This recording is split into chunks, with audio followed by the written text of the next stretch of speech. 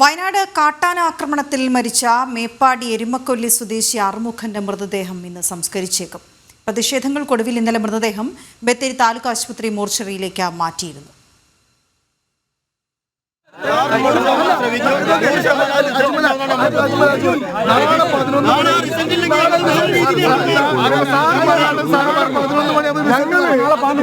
Demand വെച്ചത് ഞങ്ങളൊരു ബോഡിയോട് കാണിക്കുന്ന അനാദരവാണ്. ഇപ്പൊ ആ ബോഡി അവിടെ കെടുത്തിട്ട് ഞങ്ങൾക്ക് ആർക്കും താല്പര്യം ഉണ്ടായിട്ടാണ് ഇങ്ങനെ ഒരു സമരം ഇവിടെ നടത്തുന്നത്.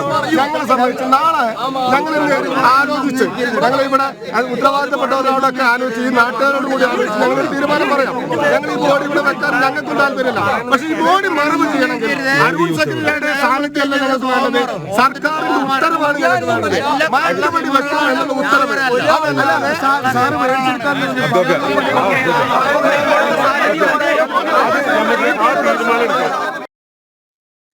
അർജുൻ ചേരുന്ന വിവരങ്ങളുമായി. അർജുൻ, ഇന്നലെ വലിയ പ്രതിഷേധമാണ് ഈ സംഭവത്തിൽ ഉണ്ടായത്. അതൊരു പക്ഷേ ഈ ഒരു അറുമുഖന്റെ മരണവുമായി ബന്ധപ്പെട്ട് മാത്രമല്ല, വയനാട്ടിലാകെ ജനങ്ങളുടെ ഒരു പ്രതിഷേധം അറിയാവുന്നതാണ്. ഏറ്റവും ഒടുവിൽ ഈ സംഭവം കൂടി ഉണ്ടായപ്പോഴാണ് അത് അണപൊട്ടി ഒഴുകിയത്. ഏതായാലും അറുമുഖന്റെ സംസ്കാരം ഇന്ന് ഉണ്ടായേക്കും എന്ന വിവരമുണ്ട്. അതിനൊപ്പം തന്നെ ഈ പ്രതിഷേധങ്ങൾ ഏത് ഘട്ടത്തിലാണ്? അതിനെതിരെ ഇപ്പോൾ അവിടെ എന്തൊക്കെ മാർഗങ്ങൾ സ്വീകരിച്ചിട്ടുമുണ്ട്?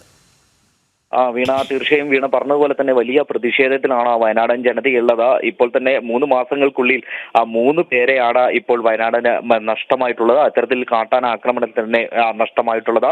2 മാസങ്ങൾക്ക് മുൻപാണ് ഈ പ്രദേശത്ത് തന്നെ, ഈ മേപ്പാടി തൊട്ടപ്പുറത്ത് തന്നെ ഒരു ഇത്തരത്തിൽ കാട്ടാനയുടെ ആക്രമണത്തിൽ മരണപ്പെടുന്നത്. അതും ഈ തേയിലത്തോട്ടത്തിനുള്ളിൽ തന്നെയായിരുന്നു. തേയില തൊഴിലാളിയായിരുന്നു. അദ്ദേഹം മരിക്കപ്പെടുന്ന ഒരു സാഹചര്യമുണ്ടായി. വനവാസി യുവാവ് കൂടിയാണ് മരണപ്പെട്ടത്. മാത്രമല്ല നൂൽപ്പുഴയിലും, ബത്തേരി നൂൽപ്പുഴയിലും 2 മാസം മുമ്പ് ഇത്തരത്തിൽ കാട്ടാനയുടെ ആക്രമണത്തിൽ പരിക്കേറ്റ ഒരാൾ മരണപ്പെടുന്ന ഒരു സാഹചര്യമുണ്ടായിരുന്നു. ഇത്തരത്തിൽ നിരന്തരം ഈ ആക്രമണം ഉണ്ടായിക്കൊണ്ടിരിക്കുമ്പോഴും ഇനി ഉണ്ടാകില്ല എന്നുള്ള ഒരു ഉറപ്പ് തരുമെങ്കിലും അതൊന്നും പാലിക്കപ്പെടാൻ സാധിക്കുന്നില്ല എന്നുള്ളതാണ് പ്രധാനമായിട്ടുള്ള ഒരു വസ്തുത എന്ന് പറയുന്നത്. അറുമുഖൻ കഴിഞ്ഞ ദിവസം വൈകുന്നേരം രാത്രി വീട്ടിലേക്ക് പോകുന്ന ഒരു സാഹചര്യമായിരുന്നു. ആ വീട്ടിലേക്ക് പോകുന്നതിനിടയ്ക്കാണ് ആന അറുമുഖനെ ആക്രമിക്കുന്നത്.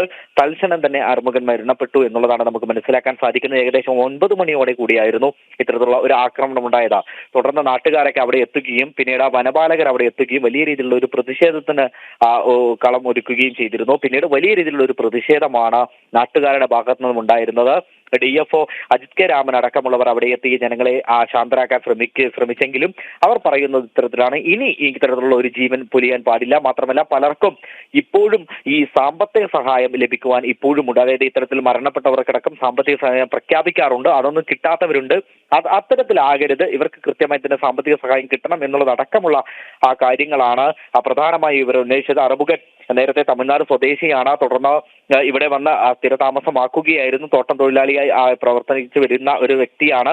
അത്തരത്തിൽ വലിയ രീതിയിൽ കഷ്ടത അനുഭവിച്ചുകൊണ്ട് ജീവിക്കുന്ന ഒരു സമൂഹം, ആ സമൂഹത്തിന് നേരെയാണ് ഇത്തരത്തിൽ വന്യമൃഗ ശല്യം കൂടി വരുന്നത്. വലിയ രീതിയിലുള്ള ഒരു ആക്രമണം ഓരോ ദിവസവും ഉണ്ടായിക്കൊണ്ടിരിക്കുന്നത്. അതിനെതിരെ വലിയ രീതിയിലുള്ള ഒരു പ്രതിഷേധം ജനങ്ങളുടെ ഭാഗത്തു നിന്നും സ്വാഭാവികമായിട്ടുണ്ടാകും. എന്തിനാ തന്നെയും പിന്നീട് ജനങ്ങളെയൊക്കെ ഒന്ന് തണുപ്പിച്ചുകൊണ്ട് പിന്നീട് ഈ മൃതദേഹം ബത്തേരി താലൂക്ക് ആശുപത്രിയിലേക്ക് മാറ്റുന്ന ഒരു സാഹചര്യം ഉണ്ടായിരുന്നു. ഇപ്പോൾ ആ മൃതദേഹം ബത്തേരി താലൂക്ക് ആശുപത്രിയിലാണ് ഉള്ളത്. അല്പസമയത്തിനകം തന്നെ ബത്തേരി താലൂക്ക് ആശുപത്രിയിലെ ദൃശ്യങ്ങൾ ജനങ്ങളെ നമുക്ക് കാണിക്കുവാൻ സാധിക്കും. അത്തരത്തിൽ ആ ഒരു പ്രദേശത്ത് ഒരു നേരിയ സംഘർഷ സാധ്യത ഉണ്ടാകുവാനുള്ള ഒരു സാധ്യത കണക്കിലെടുത്ത് വലിയ സുരക്ഷാ സംവിധാനങ്ങളൊക്കെ ഒരുക്കിയിട്ടുണ്ട്. കാരണം ഇത്തരത്തിൽ മരണപ്പെട്ടിരിക്കുന്നു. കഴിഞ്ഞ ദിവസം ഇവരുടെ പ്രധാനപ്പെട്ട ആവശ്യം എന്ന് പറയുന്നത് ഈ ആനയെ മയക്കുവെടി വെക്കുക എന്നുള്ളതാണ്. കാരണം കഴിഞ്ഞ ഒരു 2 മാസങ്ങൾക്ക് മുൻപ് തന്നെയാണ് ഇത്തരത്തിൽ ഈ ആന തന്നെ ആകാം ഈ ആക്രമണത്തിന് പിന്നിൽ എന്നുള്ളത് തന്നെയാണ് പ്രധാനമായും നാട്ടുകാർ പറയുന്നത്. അതുകൊണ്ട് തന്നെ പ്രധാനമായും ആനയെ മയക്കുവെടി വെക്കുക എന്നുള്ളതാണ് പ്രധാനമായും നാട്ടുകാർ പറയുന്നത്. പക്ഷേ ആ ഒരു രീതിയിലേക്ക് കടക്കുവാൻ സാധ്യത വളരെ കുറവാണ്. മയക്കുവെടി വെക്കുക എന്നുള്ള സാധ്യത വളരെ കുറവാണ്. അതിന് പകരമായി ഇത്തരത്തിൽ ഇത് തൊട്ടപ്പുറത്ത് കാട് നിറഞ്ഞ പ്രദേശമാണ്. എങ്കിൽ കൂടിയും ഇവർക്ക് ഇവിടെ ഉപജീവനം നടത്തണമെങ്കിൽ ഈ സ്ഥലത്ത് കൂടി പോയേ പറ്റൂ. കാരണം തേയിലയാണ്. ആ തേയില നുള്ളുന്ന ആളുകൾ നിരവധിയുള്ള സ്ഥലമാണ്. മാത്രമല്ല തൊട്ടപ്പുറത്ത് ഇവരുടെ ഈ കോളനികൾ ഉണ്ട്, ഉന്നതികളുണ്ട്. ആ ഉന്നതിയിലേക്ക് ഇവർക്ക് പോകേണ്ടതുണ്ട്. അതുകൊണ്ട് തന്നെ അവർക്ക് യഥേഷ്ടം സഞ്ചരിക്കണമെങ്കിൽ കൃത്യമായി തന്നെ ആ ഒരു മാർഗം വനം വകുപ്പ് ഒരുക്കേണ്ടതുണ്ട്. കൃത്യമായി നമ്മൾ എപ്പോഴും പറയുന്നത് പോലെ തന്നെ ഫെൻസിംഗ് രീതികൾ അവലംബിക്കുക. അതായത് കൃത്യമായിട്ടുള്ള ഫെൻസിംഗ് രീതികൾ അവലംബിക്കുക. ഷോക്ക് ഫെൻസിംഗ് രീതികൾ, അതായത് തൂക്കിയിടുന്ന ഷോക്ക് ഫെൻസിംഗ് രീതികൾ, ഹാങ്ങിങ് ഫെൻസിംഗ് രീതികൾ അവലംബിക്കുക എന്നുള്ളതാണ് പ്രധാനമായി ഇവിടെ നമുക്ക് ചെയ്യുവാൻ കഴിയുക. മാത്രമല്ല റെയിൽ ഫെൻസിംഗ് രീതികൾ അവലംബിക്കുക. സാധാരണ ഫെൻസിംഗ് ഇവിടെ കാര്യമില്ല. കാര്യമില്ല. ശാസ്ത്രീയമായ രീതിയിൽ ഫെൻസിംഗ് ഇടുക എന്നുള്ളതാണ് പ്രധാനമായും ഇവിടെ ചെയ്യാൻ കഴിയുന്ന ഒന്ന്. മാത്രമല്ല കിടങ്ങുകൾ രൂപീകരിക്കുക, മറ്റു മൃഗങ്ങൾ തൊട്ടിപ്പുറത്തേക്ക് അല്ലെങ്കിൽ ജനവാസ മേഖലയിലേക്ക് വരാതിരിക്കുവാൻ വേണ്ടി ഈ ജനവാസ മേഖലയും അതുപോലെ തന്നെ കാടും തമ്മിൽ വേർതിരിച്ചുകൊണ്ട് കിടങ്ങുകൾ രൂപീകരിക്കുക എന്നുള്ളതടക്കമുള്ള ആവശ്യങ്ങൾ നേരത്തെ തന്നെ ഉന്നയിക്കുന്ന ഒരു സാഹചര്യം ഉണ്ടായിരുന്നു. ഇതൊന്നും ഇതുവരെ നടപ്പായിട്ടില്ല എന്നുള്ളതാണ് പ്രധാനമായും വസ്തുത. മാത്രമല്ല നൂതന സാങ്കേതിക വിദ്യകൾ എന്തെങ്കിലും ഉണ്ടെങ്കിൽ അത്തരത്തിലുള്ള കാര്യങ്ങൾ ഇവിടെ ചെയ്യുക. തേനീച്ചയെ വളർത്തിക്കൊണ്ട് തേനീച്ചക്കൂട് ആ പ്രദേശങ്ങളിൽ സ്ഥാപിച്ചുകൊണ്ട് ഈ ആനയെ പ്രതിരോധിക്കുന്ന ഒരു സാഹചര്യം അത്തരത്തിലുള്ള ഫെൻസിംഗ് രീതി വരെ അവലംബിക്കുന്ന ഒരു സാഹചര്യം ഉണ്ടായിരുന്നു. പക്ഷേ അവയൊന്നും ഇവിടെ കൊണ്ടുവന്നിട്ടില്ല എന്നുള്ളതാണ് പ്രധാനമായിട്ടുള്ള വസ്തുത. അതുകൊണ്ട് തന്നെ വലിയ ഭീതിയിലാണ് വയനാടൻ ജനതയുള്ളത്. വീണ, ശരി അർജുൻ.